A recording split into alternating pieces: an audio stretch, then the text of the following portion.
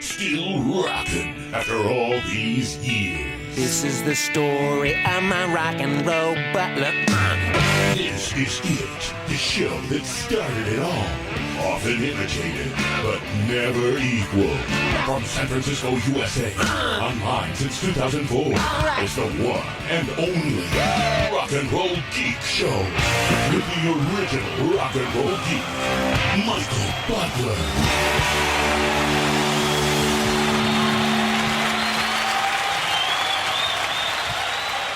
Welcome to the Rock and Roll Geek Show. My name's Michael Butler. Thanks a lot for joining me. I really appreciate it. Today is Thursday, June 18th, 2020, and it is 5:03 when I'm recording this intro to the latest Rock and Roll Geek Show. This is episode, it was 993. We're almost at 1,000, friends. So last week, the date to be exact was June 9th. The great Paul Chapman died from UFO. As you know, or maybe you don't know, I don't know, but my favorite era of UFO is Paul Chapman era, and I have argued with everybody in the Butlers about this.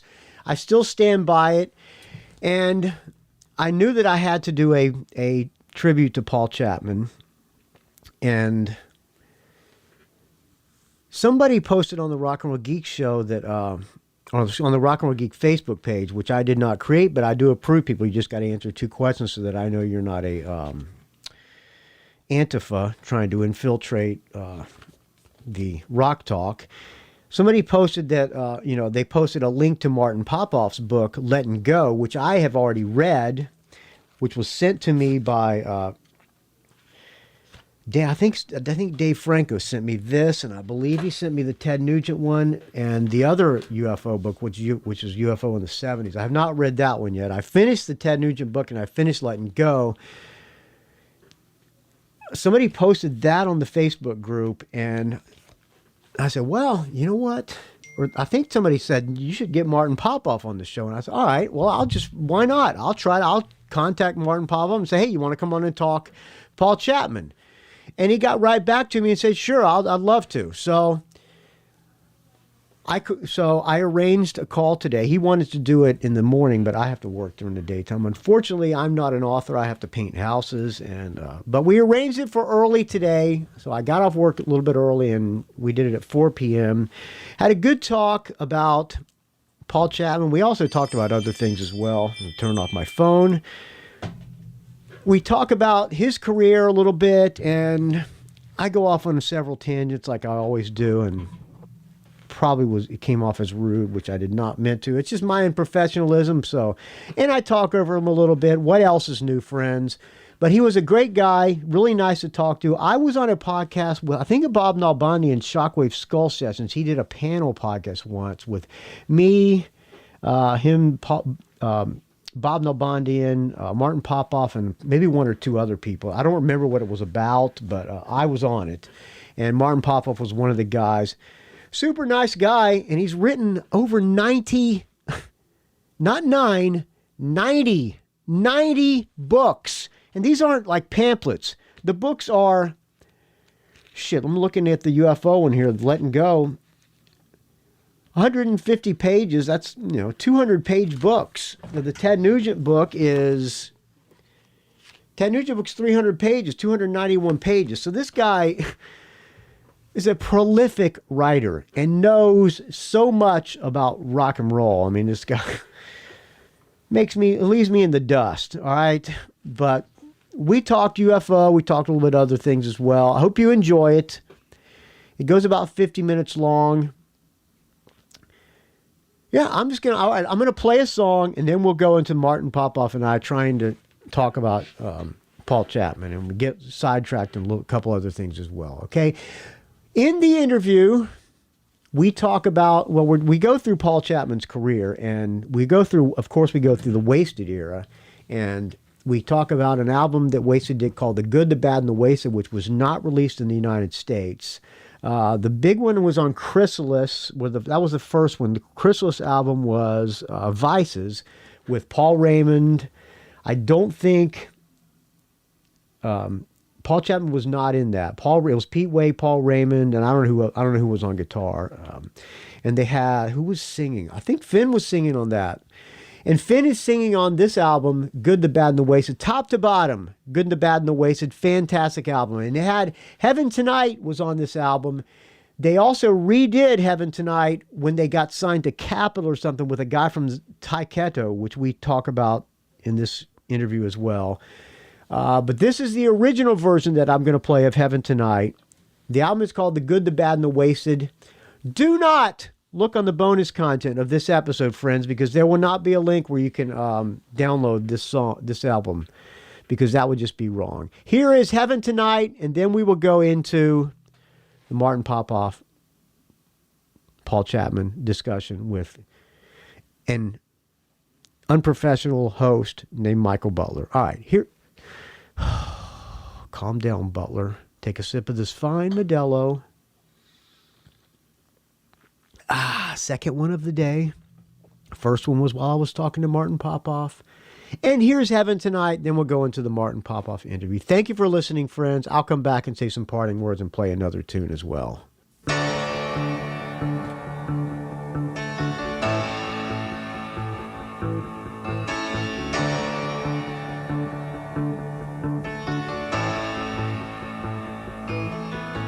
Standing at the crossroads, it's a crying out liberty.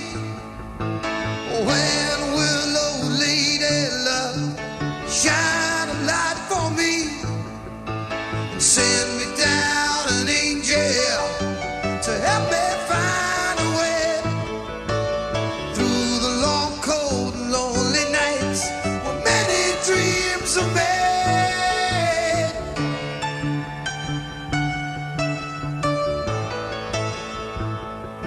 Dreams are made.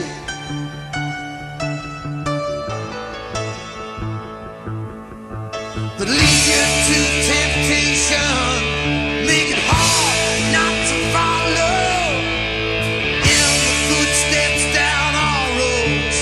There's joy and sorrow, falling in and out of love, never asking why. Taking it as it comes your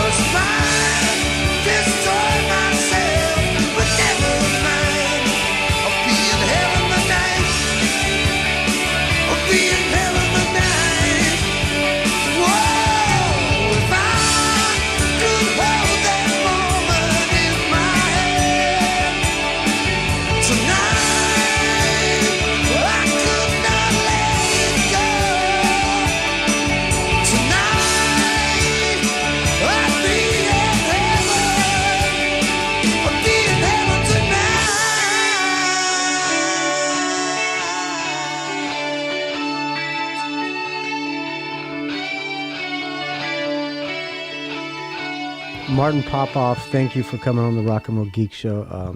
I think we did a podcast together a long time ago on a different podcast, a Bob No Bonding, I think. Okay, I've done a few with Bob, that's for sure. Yeah, groups of us together, right? Yeah. The reason I called you is because, well, as you know, the great Paul Chapman died, and so I figured, who should I talk to about Paul Chapman other than the authority on all things music, Martin Popoff. So before I get into Martin Popoff, if you say so, before I get into Paul Chapman, I'd like to talk about you for a couple minutes, if that's all right. Sure. 80 books. How many books have you written?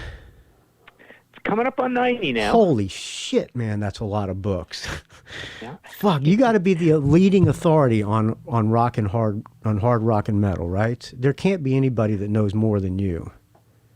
Well, I know up to a level, right? I'm an old guy now, so I mean my knowledge is falling away. I mean we had a magazine called Brave Words and Bloody Knuckles, and bravewords.com is still going. But I mean I remember talking, with Tim and the other guys saying, it's almost like a handful of sand where you just feel your relevance slipping away. So I know what I know, and it's all the early stuff and the history. It goes up to a point, but then I kind of fall away. Did you ever play an instrument? Yeah, drums. How many bands have you been in? Like any bands that are maybe got a record deal? No, just fooling around. I mean, we had one professional band one summer, and we actually played the bars and got paid and stuff. We were called Torque, and it was all heavy metal covers kind of thing back in 1984. Out of Canada? Yep. Okay. Yep. Anybody else famous in that band? No. We were just a little local band in British Columbia, interior of British Columbia. So was the Brave covered a lot of weird stuff though. Was the Brave Words the first thing you ever wrote, or did you write a zine before that or something like that? No, the only thing I wrote before was a self-published book of record reviews, and then I got on with Tim, and we started that in May of 1994, and started interviewing a lot of people and writing a lot of reviews, and basically that's how all the books eventually happen. You're interviewing all these rock stars the whole time, and usually I used to say, look, I want to talk to somebody at least 20, 25 times before I even think about writing a book on them, and that's kind of how it went all through that whole thing. What was the first book you ever published? It was called Riff Kills Man, 25 Years of Recorded Hard Rock and Heavy Metal, and it was 1,942 record reviews. So basically I went crazy and wrote, close to 2,000 record reviews because, our music back then was just not represented at all in book form. And, of course, now there's tons and tons of books on metal. How old are you? 57. 50. Oh, you're a year younger than me, so you... Oh, yeah? You grew up in the 70s like I did. First concert you ever went to, what was that? Well, I grew up in a small town, Trail, BC, so our close place to go to for anything like that was Spokane, Washington. So the first major concert was Rex backing up Bebop Deluxe, backing up Ted Nugent on the Free For All tour. And Rex was amazing. Bought the Red album on that trip, but had Free For All already. I saw that same tour. Oh yeah, in Jacksonville, Florida. It was supposed to be Ted Nugent. I think it was supposed to be Ted Nugent and Scorpions. Scorpions canceled, and Rex was also on the bill. And so Rex came on before Ted Nugent, and Rex was great. Rex Smith, I remember he did I'm getting sidetracked, I apologize, but the two guitar players formed a bridge with their guitar necks, and Rex Smith leaped over the two guitar necks, about 10 feet high. Not 10 feet, about 6 feet high. We thought that was really cool. And of course, Michael Lee Smith, right? Yeah. Yeah. Rex is his brother, yeah. Stars was great. Anyway, so first concert was Ted Nugent and Rex and Bebop Deluxe. Mm-hmm. You married? Yep. Yeah, one son. What does she think about, is she as big of a rock geek as you? What was more so in the early days. We went to a lot of concerts and stuff together, but no, it's kept pretty separate. And my whole Facebook page and my whole everything all over the net is just all about music. There's no, I don't have any Facebook page for family stuff. It's basically all us old guys. I mean, really all we do is talk about music. Nobody talks about family. Yeah. That's the common denominator in men in their late 50s is the rock that they grew up on. So I just finished the Ted Nugent book that you did, Epic Ted Nugent. Great book. I thoroughly enjoyed it. And I just finished Letting Go. And I have several others. I have the other UFO book as well. Somebody sent me all these. Are these books all still in print? Yeah, the current UFO situation is through Weimer, my UK publisher. So they have Lights Out UFO in the 70s or Surviving UFO in the 70s, something like that. And so they have it's now split up into the two books. You've got Lights Out, which goes up to Strangers in the Night, and then you've got Letting Go UFO in the 80s and 90s, I think it's called, something like that. And that goes up to the end of I guess the 90s, just before the Vinny era. Yeah. How long does it usually take? Well, first of all, what does it take to prepare to write one of these books? Other than well, I guess you have somebody that lines up the interviews for you. No, I mean just all along the years. Usually the interviews are done in conjunction with writing for Goldmine or for Brave Words. But no, I have all the interviews. I kind of lay things out in chapters. I look at what other available press is out there, and literally, like, to get into the nuts and bolts of it, I like to write kind of like one chapter per album. So I even lay out all the songs. I put down writing, recording, album cover, every song title, reviews, and then I kind of just start slotting things into place. So I do have a little bit of a formula, but I mean, the main thing I want to do is make sure it's not all cut and paste. Like I have lots and lots of my own interviews that I'm putting into these things. So I want to add something to the discourse. From start to finish, how long does it usually take to finish a book?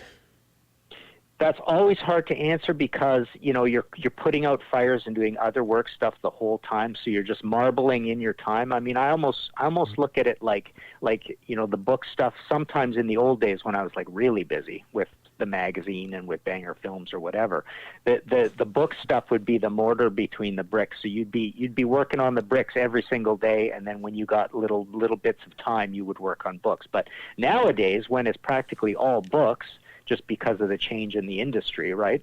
I could kind of do a book in, 6 weeks, 2 months, but wow, usually it goes. It usually drags out longer than that because you get to something, you got a big project, 3-4 days go by before you can even look at it again, kind of thing. But I try to, just like when you're in a band, right? You try to make sure, or you try to talk yourself into the fact that you're not working for minimum wage, but probably in a lot of cases you are. Yeah. So you make a decent living doing these books? Yeah, it's basically kind of steamrolled over time. It's modest. It's never been a great living, but you get little foreign language stuff all the time. You get royalty checks that you forgot that you were ever going to get royalties on this book or whatever, and you put things back in print. My main thing is the mail order of my own books. So basically anything that's in print, or like I self-publish a lot as well, anything that is in print, I'm signing and shipping out of my office all the time. So literally more than half my income every year is being a mail order guy. Mm-hmm. Well, the bio is unbelievable. I mean, it's just, I don't know that you got to be the most prolific rock writer of all time. I think it's Dave Thompson. I always think of, because even in the old days, I mean, I remember when he had over 100 books, and that's 10, 15 years ago. That guy's the leading guy, I think, in terms of the number of books that are out. But apparently I've written more record reviews than anybody ever in the history of any of this. And they've been for just Brave Words and Goldmine magazine? No, lots of magazines over the years, probably a dozen magazines. But the other thing is, it's all pretty well documented because I had a whole book series that was full of these, plus other books along the way, Southern Rock Review, the top 500 heavy metal albums of all time. So there's books all along the way where these reviews are in, but basically for lots and lots of magazines over the years. But I think the distinction would probably be that I've had more record reviews that you could actually see in books through publishers, basically, than anybody ever. Yeah, you still go to shows? Well, we don't go. Nobody goes to shows now. But were you still going to shows before this stuff started happening? Rarely. I'm a real curmudgeon and complainer about shows. I don't really like going to shows. I never really enjoyed it because it's past my drinking time. I like to drink on an empty stomach before I eat anything. So that's just like way too late for me, usually shows. So I was never a big show guy, and people are always horrified. Like I've written friggin', I don't know what it is now. By the end, when it's all done, I'll have written 6 Rush books, right? And I've seen Rush like literally 3 to 4 times, and people are horrified at that. And it's like, dude, I once I've seen a band 2-3 times, I never need to see them again. Yeah, I agree. You know, yeah, a whole bunch of years can go by or whatever, and then usually all along the way, I would end up at shows because it was made so easy for me. It was free. I was going with buddies. They already had the tickets. You know, I'll go when it's made easy for me. But otherwise, man, it's just too late. I'm a morning person. I'm not into it. The 6 Rush books, are they just all their albums, or what does it take? What it consists of 6 Rush books? Bit of a long story. First one is a authorized biography that was full color throughout, but only 66,000 words, so not a big book. That's way back in 2003. Then I had this series of books I did for Voyager Press, album by album, where you get, authorities and famous people on a band, and you go through every studio album. So I did 5 of those, and one of those was Rush. Did a Rush illustrated history for Voyager, but the latest 3 are a trilogy that gives the whole Rush story. First one's out already. It's called Anthem Rush in the 70s. Second one is October 2020. That's Limelight Rush in the 80s. And the last one is Spring next year, called Driven, Rush in the 90s, and in the End. So it's basically 3 big fat books that tell the whole story. So yeah, they're all different. Otherwise, there's no way I could have done this. Wow, that's unbelievable, man. I'm so impressed. All right, Paul Chapman now.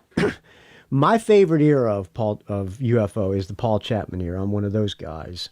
Me too. I was listening to your last podcast. I don't usually listen to other music podcasts because I don't really want to rip anybody off. And I actually didn't know that your latest episode was on Paul Chapman, or else I probably wouldn't. Yeah, I felt bad about that. I probably wouldn't have called you if I had known that. But I'm glad I called you anyways. Anyway, I know. I'm sorry about that. It was a coincidence. It was done before you brought it up. So your favorite era is the Paul Chapman era too. Yeah. When was the first time you saw UFO live? 2003, something like really? that. Oh, again, Vinny because Moore I was not from a big city, so I was never around big cities. I mean, I moved to Toronto in '88. I went to university in various places, Vancouver, Victoria, but so the seeing of live shows was a very scattered thing. So no, I was never around to see all these classic bands at the time. I saw them. I saw them in the Vinny era and saw them 1 or 2 other times, and that's about it. Met everybody, of course. Got all my stuff signed. I'm a big autograph guy. I have met Paul. Met him once. He came to Toronto here as part of another thing. And I've interviewed him a bunch of times on the phone. Love the guy. He's amazing. Have you ever seen him perform? No. First time I saw Wasted. First time I saw UFO was, I think it was a Lights Out tour. It was Styx, UFO, and Ram Jam at the Jacksonville Coliseum in Florida. That was... Cool. I think that was Lights Out. It was either Lights Out or Obsession, but that was with Schenker, and Schenker left right after that, and that was right before Strangers in the Night, and Paul Chapman took his place. He was in the band, and you probably know more about this than me. He was in UFO before then. We're on the Fawcett era? Yeah, I believe it might have even been twice. So basically, he was a stand-in for Michael. Of course, he's not on any albums. He tells the story. He told me all about how there's this song on Lone Star album that basically, they caught the riff for that cool elegiac, or how do you say that word, section in Mother Mary. But So yeah, I believe he might have. How does this work? I think there was a brief period in '74 and maybe a brief period in '76. I don't know, maybe just one of those. But then there's also the contention, like he's probably on the Strangers in the Night album at some point. So he's the utility guy that bails them out, kind of thing, when Michael goes on a bender. Yeah, I was in Mike Klink produced something that I recorded with a guy named Ginger Wildheart, and we were talking about the Strangers in the Night. He never mentioned that Paul Chapman was on that album, because I geeked out with him on Strangers in the Night and tried to get all the information I could. He never said anything about Paul Chapman recording on that. You don't know what possibly he recorded? I just forget the story, but it is in my book in a lot of detail. I'm pretty sure Paul exactly explains what's going on, but I think it is left pretty vague, because it is just, it is just massaged in guitar parts or whatever, right? So, I mean, you never know how these things work out, right? I mean, it could have been before Mike saw the tapes, after Mike saw the tapes. Yeah. Those songs are recorded over a period of time, so... I don't think it's that important either, because that's the other thing. I'm not a big live album guy. I really don't care about live albums. Yeah, it can be important to super UFO nerds. But, yeah. There's a third Lone Star album that just got released like in 10 years or 20 years. Well, it was released in 2000, I think, something like that, 2000 or 1999. I think you wrote about this in the book, or Paul said something about this in the book. There's a song called "The Fool's Gold," which is making moves. It's basically the entire music is making moves. You remember that? Mm-hmm. Vaguely remember that story. Yeah. All right, the first album. Do you know a lot about Lone Star? Not particularly, even though I'm probably the only guy who ever wrote about them in detail. I had this other little book series called the Ye Old Metal series. Yeah. And I wrote about a whole bunch of things that I would never write a whole book on. And I remember writing a whole chapter, or possibly both albums, as chapters in those books. But I kind of forget most of that. I did an episode of my podcast, History in 5 Songs, where I believe I included Lone Star in one of these bands that is one of these confused kitchen sink kind of bands. Uh-huh. And I compared Lone Star with Detective, Widowmaker, possibly Ian Gillan Band. But essentially, I just found them to be one of these bands that is just so confused. They had no idea what direction they were going, yeah, and I that get was that. one of their big downfalls, right? And yeah. no real stars in the band. I know that Paul basically didn't write anything on the first album, and then ended up writing almost everything on the second album.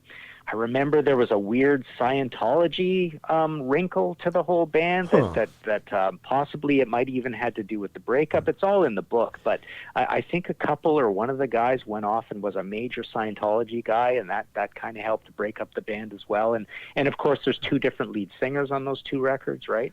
But yeah, that's kind of all I know. I mean, they're a 76 and a 77 album, right, on CBS. Signed out of the UK, but distribution in the US, and neither of them sold. Yeah, and then there was that third one that just.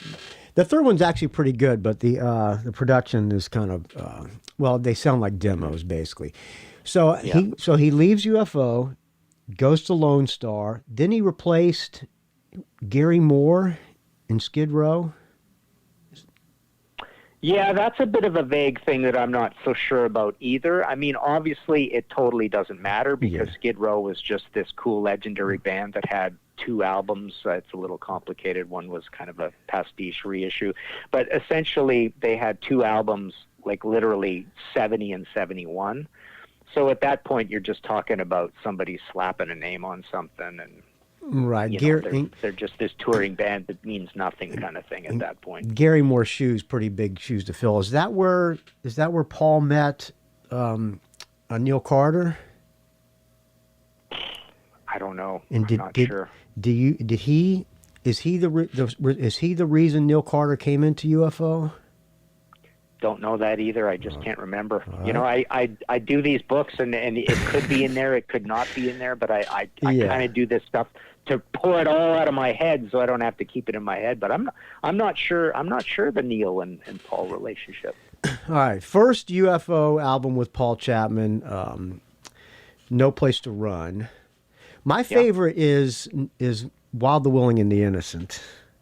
Mm-hmm. I just think it's a great album, top to bottom. Actually, all three of all three, those first three, I'm not a big fan of Making Contact. I kind of was off the wagon at that time. When Pete left the band, I kind of left with Pete. First album, No Place to Run. You like that album, right? Yeah, I mean, we basically we have a YouTube show called The Contrarians, where it's that's right. I heard you say that. Two people, yeah. So basically, if you have a contrarian choice of a favorite album by a band, you're up and you're in the hot seat. And my favorite album by UFO is No Place to Run. I love that album, and it's weird. I mean, people talk about the production, and even guys in the band and talk about it disparagingly. I have no problem with the production. I think the guitars are fine. It's big, fat, and bassy. It's analog. It's warm. It's heavy enough for me. I don't see any problem with the heaviness of it. So there's all this talk about George Martin. Oh, it was a bad match and all this stuff. I don't see that at all. And I just find there's a lot of personality to the production as well. And yeah, I just love all the songs on it. I love the fact that the heavy ones are cool. Even the the old 50s cover Mystery Train is cool. I love the poppy ones, Money Money, and what else would be Take It or Leave It is probably Take It or Leave It. That's probably my favorite. And Take It or Leave It, and actually No Place to Run is good too. But Take It or Leave It is probably my favorite song on that album. Cool, yeah. I mean, Young Blood is one of those poppy rock and rolly ones, but I love Gone in the Night and Any Day, these moody, introspective, kind of mellowy ones. And I think those are two of my favorite of that whole kind of mysterious love to love sort of sound of theirs. I think that's probably the reason that vaults to the top, is how cool Gone in the Night and Any Day are. But of course, Letting Go and No Place to Run are the two totally scorching heavy rockers on it. And I'm just fine with the whole thing. I think it just has loads of personality. That's your favorite UFO album? Yeah. Yeah, I don't have any production. I mean, I don't have any problem with that production at all. that never even occurred to me that the production was bad. Album cover, fantastic. I think that might have been the last one that... Did Hypnosis do that album cover? I don't think they did. No, this is just them standing in front of the gas station. Yeah. I mean, it looks fine to me, but no, I'm looking at it now. I'm pretty sure this was not a Hypnosis cover. Yeah, I interviewed... There's no... Oh, it is. Cover photos by Hypnosis. Oh, okay. But there's no trickery at all. I mean, it's just a picture of them standing in front of... Yeah, because Storm never liked to have band photos on the front of the album covers. That was what his big thing was. He never liked to put the band on the cover. Right, yeah. I talked to Storm one time. He did an art show in San Francisco where I live, and I brought a stack of his albums for him to comment on. And just about every album that I handed him, he thought it sucked and he threw it across the room. Funny, yeah. All right, so the next album, my favorite, Wild, the Willing, and the Innocent. Do you like that album? Yeah, it's very high for me too, and a lot of people will pick that as their favorite UFO album. You're already in a shocking area, because basically most people would probably pick Obsession or Lights Out or something. So we're not in Michael world here, but a lot of people, I would say more people would pick. I would say there's almost as many people that would pick Wild, Willing, and the Innocent as any Michael album, frankly, and I love it too. It's amazing. You said on the podcast that Paul had very little writing credit, or little to do with the writing on No Place to Run, because he kind of came in. I don't know. I thought he was, maybe, I don't know why he didn't, but he had a lot to do with the writing on this album. You said he wrote the entire side 2 of this album, right? Yeah, I'm looking at it right now. So he's not Chains. He is Long Gone, which is a cool, super heavy one. He's Wild, Willing, and the Innocent, not my favorite.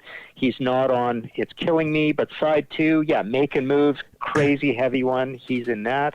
He's on Lonely Heart, which is the poppy one, with Pete and with Phil. He's Couldn't Get It Right, and he's Profession of Violence as well. Yeah, like I said... It's funny, I don't know if my copy just says Profession of. Yeah, that's right, on the vinyl. Yeah, and my cover just says profession of, and I remember showing this to Paul, and he freaked out. I mean, and the UFO guys are, I think most copies do say profession of violence, but for some reason, I mean, it was semi-explained that for some reason that title was, controversial or something like that. But it's weird that the word violence is missing. Yeah, right? that's in your book in Letting Go. Yeah. The solo on Profession of Violence is kind of is very similar to a solo that Michael Schenker did on Lights Out, Try Me. But it's a fantastic solo. I think in the book he talked about had that solo was in his head, and he had a guitar. I'm probably wrong, but I'm trying to remember in your book he he had an acoustic guitar, and he walked out into the water. Because they were, I don't know where they were recording somewhere. I think they were recording Montserrat, Air Studios in Montserrat. When they were recording No Place to Run, right? Well, let's see. Yeah, that's the only one. Yeah, that's the only one that they ever recorded. And that's where he wrote that solo, was standing in the water with an acoustic guitar. Mm-hmm. That's in your book, at least. So maybe you don't remember. I don't know. I'm not sure if it's that song, but the story rings a bell, right? And I think most of it was recorded there, but I also remember Paul talking about how they had to do a mix and possibly some other stuff back at Air London, and that's the one that is right. You come out of the tube station, as they say over there, straight into the studio, right? That is probably my favorite song on Wild and Willing and Innocent. That is a great solo. It's everything that I like about UFO. Those are my favorites. Because kind of UFO sort of invented the power ballad. You probably know more than me, but they were the first band I remember that did ballads. I mean, other than Stairway to Heaven. Profession of Violence is like the perfect UFO song to me. Yeah, I mean, I would almost say the words power ballad are beneath UFO because what they did was so good. I mean, basically it's like Thin Lizzy doing these kinds of songs, or even Led Zeppelin, right? There were no rules. They certainly weren't power ballads like Diane Warren or Jim Fallon's power ballads, right? I mean, it was like Love to Love is considered one of the sort of classics. I mean, Love to Love is almost like an update, at least, of the creative ethic of something like Aerosmith Dream On. People do sometimes cite Aerosmith Dream On as one of the inventors of power ballads, and Stairway to Heaven. You're right. So there's some pieces of the formula that are in there, but Phil Mogg and Phil Lynott, for that matter, were just such cool writers that when they made mellow songs, they were just really super important. Yeah, they were kind of different than a lot of the heavy metal lyrics of the time, not about Dungeons and Dragons and that kind of stuff. They were just Phil always wrote kind of cool lyrics. Yeah, I just, thought it popped into my head one day, and I think I said this on my podcast or something, but they're Johnny lyrics, right? Or I wrote it in a book that I'm doing, right? Actually, this Thin Lizzy timeline book I'm doing. The whole idea of, and I might do an episode of my thing on this too, but the whole idea of the through line from Van Morrison through Bruce Springsteen, through Graham Parker and Thin Lizzy at the same time, through UFO, through Bon Jovi, who I hate. I would never write anything on Bon Jovi. Oh, really? Glad to hear that. I'm glad to hear that. I can't stand Bon Jovi. I never gave them any mind whatsoever. Me but neither. They kind of fit in this whole Bruce Springsteen through line, and so does John Mellencamp, who I love. I love John Mellencamp.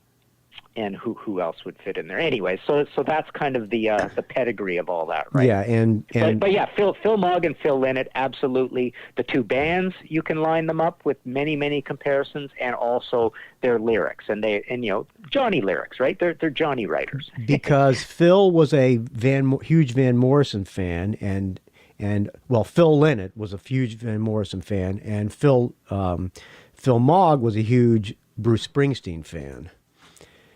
Yeah, and even Phil Lynott, I mean, I can't remember how it works exactly, but I think there was at least a quiet, simmering mutual admiration society between those two. I did not know that. All right, next album, Mechanics. Mechanics is a very close second to me.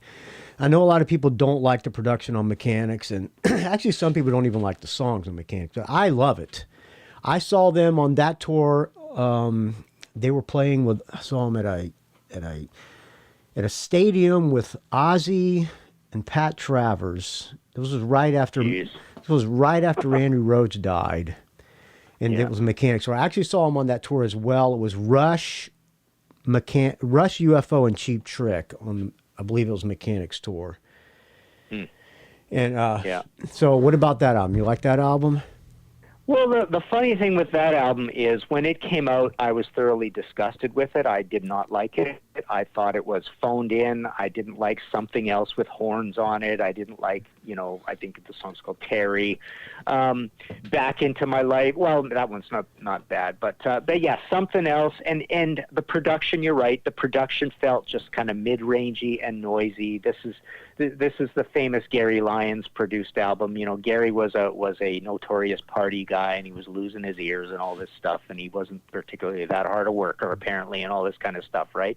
He was more just a fun guy to be around in these things. I mean, I've interviewed him a couple times. He's funny, but he it almost seemed like it's a whole nother life of his that he almost basically dismisses now. But no, I found after how good the previous two albums were, this just felt a little bit too playful and party rocking and melodic. We were angry young metalheads still. Of course, We Belong to the Night is amazing. Dreaming is cool. Doing It All for You, I love that one. The Writer is the other heavy one. So, but then over time, it just wins you over. It just charms you slowly over time, and then you go, oh God, you gotta love Mechanics, right? Well, and I'm amazed. A lot of people do love it a lot. But yeah, that's how it went for me. It went totally ticked off. Totally love it now. Yeah, Let It Rain, Let It Rain is my favorite. That's a total pop. That's a Pete Way tune. Great pop song, I think. I love Terry. There's a song you said you didn't like. I love that song. To me, that one's leaning a little power ballad, and when I think of Let It Rain, all I can hear in my head is that chorus, and I hate that chorus. Really, I love that chorus. I love it. I like the ballads that UFO always did. Those always been my favorite UFO tunes, and that was the album that Neil Carter came in. Well, he came in the end of No Place to Run. Didn't play much of it. I think he just played some, or not No Place to Run. I mean, Wild the Willing and the Innocent. He just mainly played sax in that album. But this was the album that he came. I think he had a lot of writing on this album. And yeah, he's a great writer. Yeah. You said that in the book. You said that Paul Chapman didn't really like. No, Pete hated this album. I don't know that he would say that now. How many times did you talk to Pete Way? 3-ish. You like him okay? Yeah, he's a sweetheart. He's such a nice guy. He's amazing. Met him as well. And yeah, great guy. It's been a long time since I've talked to him. I wouldn't mind talking to him again. I'm grateful he's still alive. He's still with us. Obviously, he's the one that everybody thought wouldn't be with us. But yeah, his sort of just the same way people talk about and possibly it's a little wrong, but people talk about Adrian Smith in Iron Maiden as being the rock and roll-y guy, right? The guy who writes 2 Minutes to Midnight. Pete is the Rolling Stones guy. So I love Pete. Pete writes the songs that have a little less of a riff in them, and they're more stacks of chords and the dependable Louie chords and melodies and stuff like that. So I like when Pete does that. I like when Pete brings the rock and rolling party song to the album. Not so much the ballads. And then, like I say, I mean, the really riffy ones are usually left to the guitar player, but Pete's that New York Dolls guy in there. He's that Johnny Thunders guy in the band. I'm a bass player. He's my all-time favorite bass player. He's kind of like the Dee Dee Ramone of hard rock, kind of. Yeah.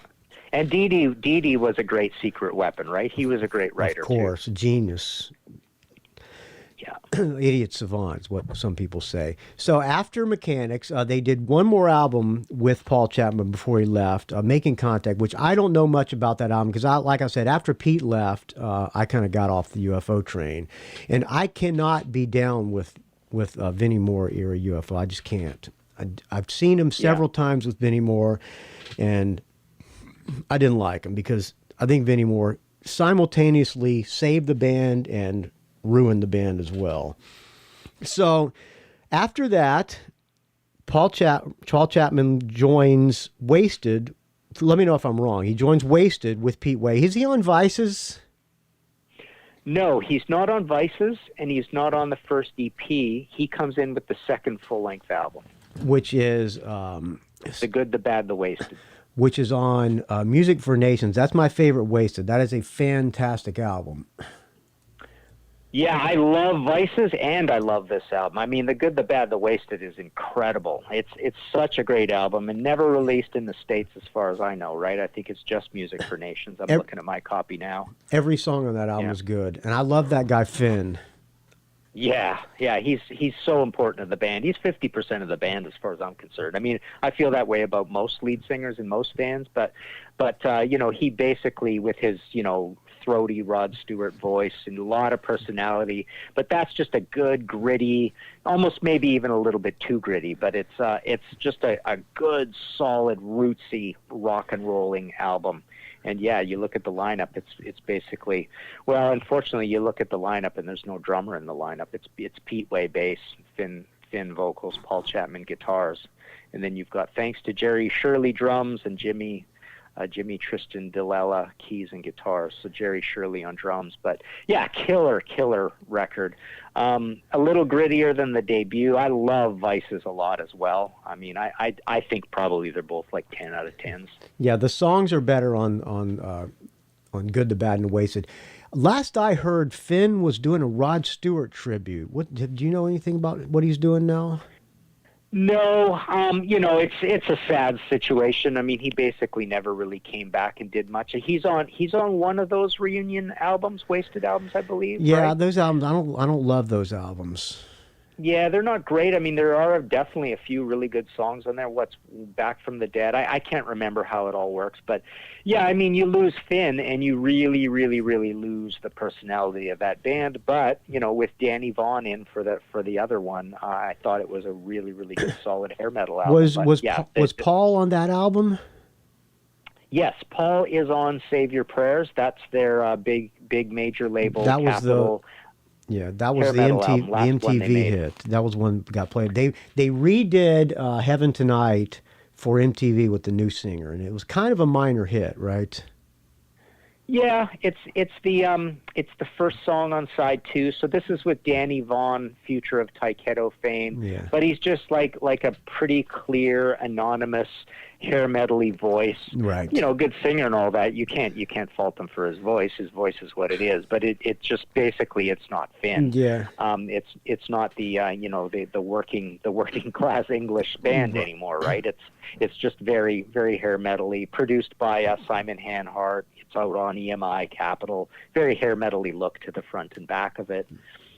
Yeah, but Heaven Tonight was such a killer song. It's a great tune. But they kind of just became like a generic. I mean, it was just more like a generic MTV hair metal type band at that point. They lost it when Finn was gone. Then they reunited with Finn back. When they reunited, was Paul in the band?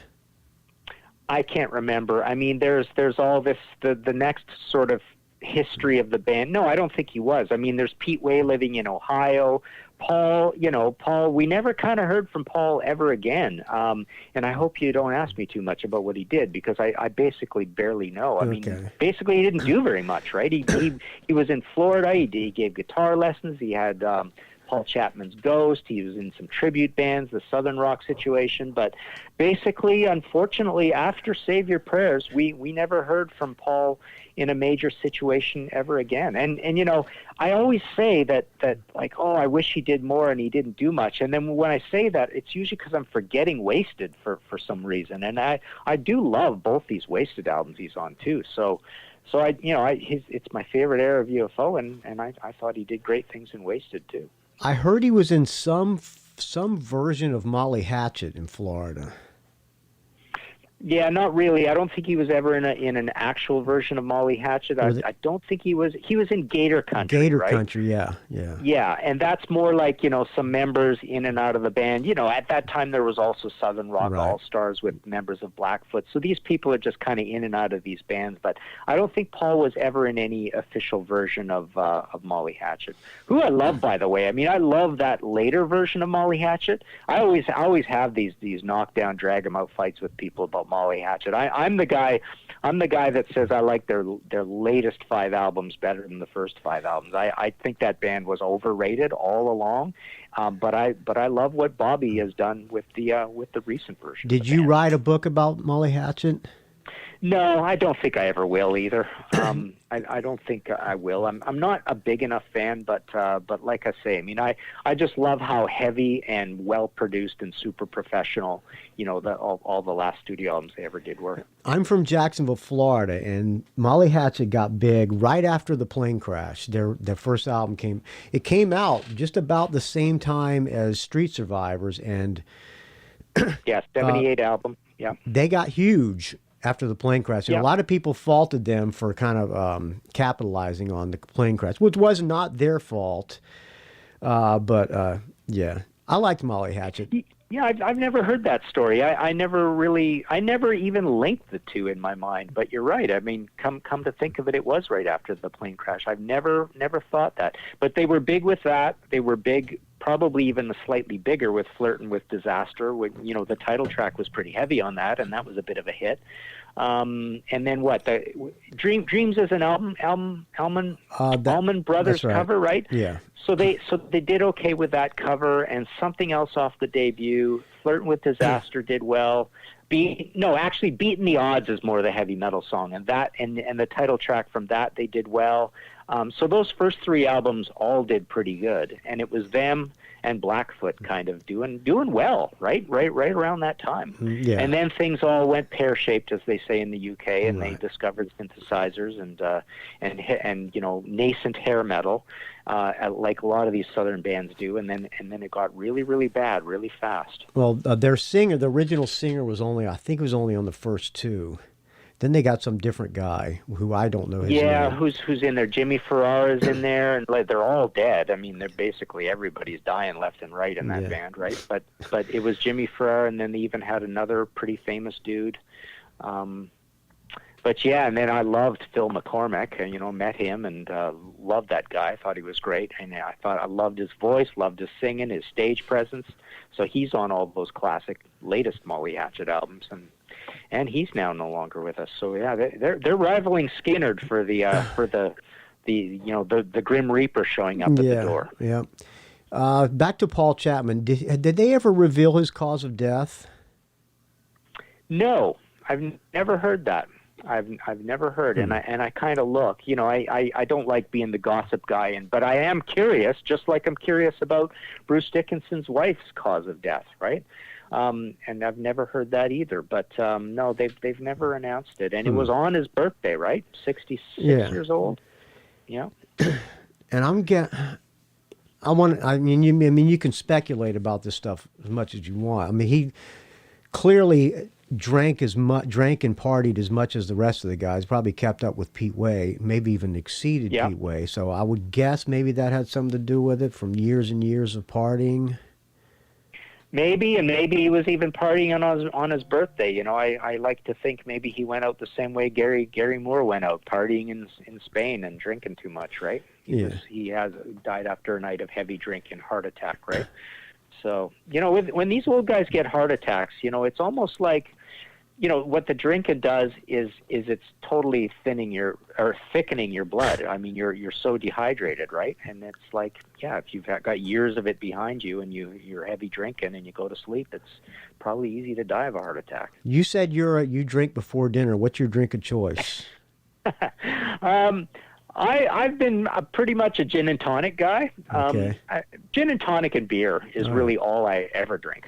What is the beer they drink in Toronto? What's the big beer? But oh God, a million different beers. I always joke that every city and all around the world thinks they're like the craft beer geniuses of the world, right? It's not Moosehead, right? It's such a cliche, right?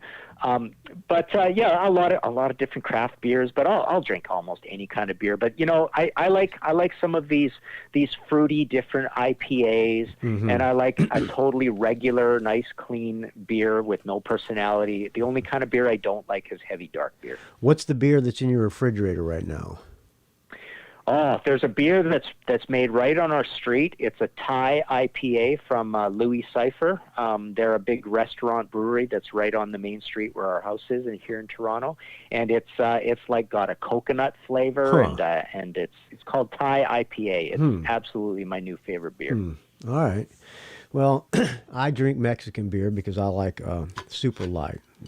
All right. Yeah, I like Mexican beer. I mean, it's nice and clean and light and no personality. It's just a beer, and I love that stuff. The Dos Equis and Corona. Yeah. All right, Martin. Well, thank you for doing this. I really appreciate it. Thank you, man. This has been a lot of fun. You obviously know your stuff, and you're a legend in this business. God, how many episodes have you? You're at 1,000 or something, right? Oh, I'm almost. Oh, did you Google it after I asked you to come on? No, I mean, I just remember seeing over the years and months, like how many numbers are added up, and it's crazy. It's so cool. I mean, what are you at? 990 something? This will be 993. Man. Yeah, what are you going to do? I mean, I could. Yeah. Everybody, and you back it up with being a player, right? You've got a history too, which is cool. I guess. Everybody's got a podcast. Now, I think more people have podcasts than don't have podcasts as nowadays. Funny. Yeah. So what's your podcast called for people who want to go check it out? History in 5 Songs with Martin Popoff. So I basically come up with a theme and have 5 songs that illustrate that theme, and then we play like 30-second clips of them. But it's just me talking. I never interview anybody. I talk super fast for like 25 minutes, and then we've got these 5 clips. So I'm up to about 51 episodes. You do them at home? I have a condo that I bought to use as an office, a 520 square foot condo that I walk to every day. It's about a 25-minute walk. So I've got this office, this condo crammed full of all my rock and roll stuff and books and stuff, and I do it sitting at my work desk. And what do you record it on? What's the recording device? Boy, I've got a bunch of stuff here that it's a bit of a long story. My ebook company, he's also been in a band, so he gave me some really nice microphone stuff and some boxes. I don't know what they do, but on the computer, I'm just using Audacity to record. But yeah, I don't know what all these boxes do. Even Christian from Pantheon Podcast came out to Toronto and tweaked it all and set it all perfectly. So I dare not touch anything. I'm not a very tech guy, but it sounds really good because it's all good stuff. And the reason he put all this stuff in here, my guy, is because I went through this phase where I thought, I'm just going to do audiobooks because he's got 50 ebooks of mine, and I actually did audiobooks of 3, 4, 5 of my books, and so I was using it to speak in these audiobooks, and that's a 10-hour job. That. Yeah, you do all of your audiobooks are all your voice. No, I mean I've done like, what did I do? The first Black Sabbath book, the Blue Oyster Cult book, the Max Webster, and I've got a bunch of these short documents I did. But the ones, other books like through publishers, my Motorhead book has been done by somebody else. My Rush book has been done by somebody else. I've never even listened to them. I've been too scared to listen to them. But no, I've done a few myself, and then other ones are done by other people. Did you have to get a lesson in how to do a podcast, or you just figured it out? No, I just went for it. I mean, basically anything I do an episode on, I practically know off the top of my head. I do 20 minutes, 30 minutes research and make a few notes so I don't forget stuff on the fly. But otherwise, I just go for it. Like, it's usually something I know in my bones. So that's why it's hard to take suggestions, although I do solicit suggestions all the time. But when they come in, it's like, oh, man, that I don't know anything about Zodiac Mind Warp. I can't include them, right? So... I mean, that happens. So basically, I'm going to run out of things that I can just, whack off the top of my head at some point. But right now, I like the flow. I do no editing whatsoever. I just give it to them, and they put in the 5 clips. And who's them? Pantheon Podcast. They're the people I'm associated with. So they've got a whole stable of I think it's 50 different shows, and they're all music podcasts. And they set the whole thing up, and they're really serious about what they do. If they had not asked me to do this, there's no way I'd even be doing a podcast. It's just too complicated. Are they paying you to do it? Eventually, not yet. I haven't seen any dollars yet, but I want to see the ads and stuff coming in and figuring out ways to do it. And once they're making money, I'm fine with making money. But right now, I'm just loving doing it so much. I don't really care. Yeah. I know they're not making much money at it yet. So if they start to, I will too, and that's cool. They gave you the old, as soon as we start making money, we'll include you spiel. Kinda, yeah, I suppose. I mean, we never even really talked about it. We never even really talked. So about you would you continue to do the podcast if they went out of business? If they went out of business, or if they just decided they're no longer going to do podcasts, would you keep doing it? I don't know. I'd have to find somebody to hold my hand and do a lot of this stuff. Like I say, I don't want to learn editing. Yeah. So they upload them and everything too. They put them on the website and all that. Yeah. Okay. Yeah. All right. Yeah. All right, well, Martin Popoff. It was great talking to you. You too, Michael. This was a lot of fun. If you ever want to do this again, I'm glad to. I may be calling you soon. You never know. If you need somebody to talk about Zodiac Mind Warp, I might be able to help you out. Funny. Yeah. All right. Well, like I say, I mean, with my podcast, I basically came up with that idea very quickly and said, you know what? I want this simple. I've had years and years of setting up interviews and having them fall through and dealing with technology. And those guys at Pantheon are so serious about the audio quality. I thought there's no way I'm ever going to satisfy them with having interviews. So I just said, I'm doing something where it's all up to me. I just get on and do it, and that's it. This is why I don't listen to other music podcasts, because I would steal this idea. I would do something like History in 5 songs, and that's why I don't even look at other music podcasts, because I'm so concerned about not ripping anybody's idea off. And it's a great idea. I mean, there's so many cool ideas out there. And literally, I mean, it came to me in about 5 minutes. It's like, what can I do that's so low maintenance that I can just do this, that I know I'm going to want to do it, and it's not a lot of work? I think our Contrarians show, which gets no views on YouTube, I mean, the viewership is so terribly low still after 3 years of doing it. I thought that was a beautiful idea. And who else is on that show? A couple of buddies of mine that from here, from Toronto, that essentially can come over and bring all the equipment, and it was very high tech. I mean, right now with distancing, we're not doing much. But I love the idea that, okay, somebody has to absolutely, in their heart, believe that their favorite album by a band is a weird choice and go on and argue for it. I thought that was a great idea. Yeah, I do something similar called Classic Albums Revisited, that album that nobody liked. So I'm glad I didn't listen to watch that one either. I would have ripped it off. All right, but it's an album you believe in and totally like, right? Exactly. Would be something like Motorhead, Another Perfect Day. Something like that. But tons of people love that album. Yeah. You would be shocked how many people think that's one of their favorite Motorhead albums. I think. Well, we'll get off on a tangent. I'll have you on here another 50 minutes. So, all right, Martin, what's your plan for the rest of the day? I am going to clean up the transcription of my Andy Scott from Sweet interview, and I'm going to pack up books. I've got a lot of books to pack up to mail tomorrow. So you guys are going to be discussing Steve Priest, I assume? We've already done it. We had an hour and 15-minute chat this morning, and this is going to be for a kind of a nice retrospective in Goldmine magazine. So you are I'm assuming you're a big Sweet fan? Massive Sweet fan. All right, I'm not going to go there because we'll get off on a tangent. I'm a massive Sweet fan too. All right, Paul Chapman. Thank you. Thanks, Martin, for doing this. I really appreciate it, friend. Very cool. We'll stay in touch. All right, talk to you later. Bye. All right, see ya. All right, there you go. Martin Popoff. Nice guy coming on the Rock and Roll Geek. Coming on this crappy podcast. The guy clearly knows way more than your friend Michael Butler here. All right, why don't we close out, since we were talking about Paul Chapman. Let's close out with one of my favorite songs. Let me see. UFO. We were talking about Profession of Violence, a ballad. Let's close out with that. If you're going to stick around, make sure you stay for the guitar solo at the end of Profession of Violence. If you don't like the song, fast forward it to the guitar solo, because it is fucking great, this guitar solo. A little bit like Try Me from Lights Out, But I love this tune. It's my favorite song on Wild, the Willing, and the Innocent. Thank you for listening, friends. If you got any value out of this, by the way, thank you to everybody who donates to the Rock and Roll Geek Show, because without your donations, this show would die a horrible, putrid, stenchful death. I have thought about quitting. I've thought about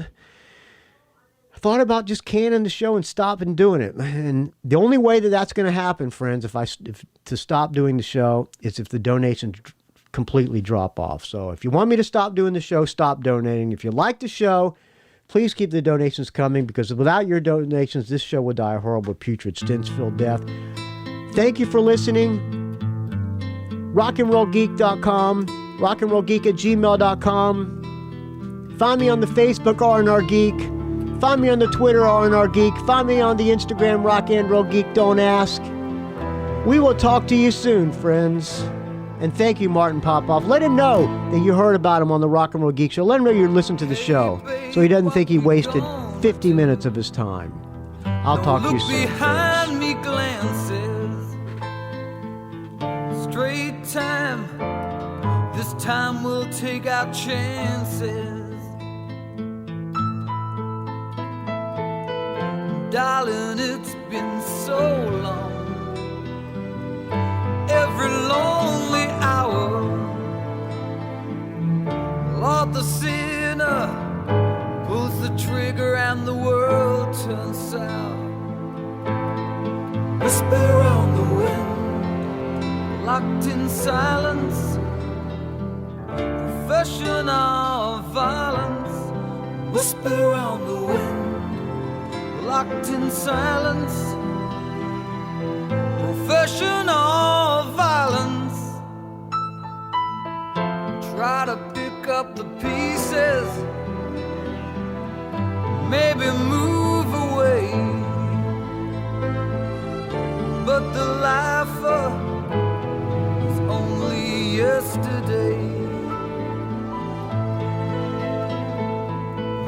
Down the halls of justice, the echoes never fade. Notches on my gun, another debt is paid. Whisper on the wind, locked in silence, professional violence. Whisper on the wind, locked in silence, professional violence.